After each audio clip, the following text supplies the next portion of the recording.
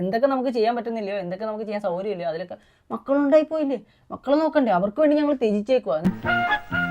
എന്താടാ ഇത് രാവിലെ എന്നിട്ട് എന്തുവാ ത്യജിക്കുന്ന? ലാസ്റ്റ് അവർക്ക് സമാധാനത്തോടെ ലൈഫും കാര്യങ്ങളും ഇല്ല. അവർ നമ്മളെ പോറ്റിക്കോണം, അവരാണ് നമ്മളുടെ അൾട്ടിമേറ്റ് എസ്കേപ്പ് പ്ലാൻ. ഞങ്ങളൊരു കുഞ്ഞിനെ ഇങ്ങോട്ട് ഈ ലോകത്തോട്ട് കൊണ്ടുവരുവാണെന്നുണ്ടെങ്കിൽ ആ കുഞ്ഞിനെ കൊണ്ടുവരുന്ന തീരുമാനം എടുക്കുന്നതും അതിനുള്ള ആക്ഷൻസ് എടുക്കുന്നതും നമ്മളാണ്.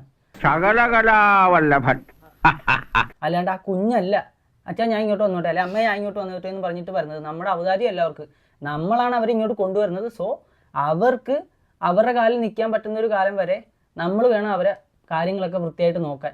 നമ്മുടെ ഇഷ്ടങ്ങളും കാര്യങ്ങളും ഒരു സൈഡിൽ കൂടെ നമ്മൾ നോക്കണം. അല്ലാതെ പിള്ളേർക്ക് വേണ്ടി ഞാൻ ജീവിതം മാറ്റി വെക്കുന്നു ത്യജിക്കുന്നു എന്ന് പറഞ്ഞു കഴിയുമ്പോൾ ലാസ്റ്റ് ശരിക്കും മണ്ടത്തരമല്ല, അത് ക്രൂരതയാണ്. കാരണം നാളെ അവർക്കൊരു ലൈഫ് വരുമ്പോൾ ഞാനൊന്നും മിണ്ടുന്നില്ല, ഞാനൊരു വികാര ജീവിയാണ്.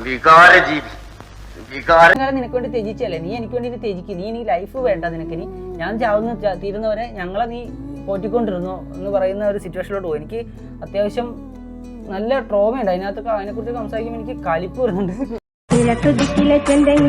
കരിക്കു പൊന്തിയ നേരത്തെ നിന്നോട് ചൊട്ടിൽ മുറുക്കി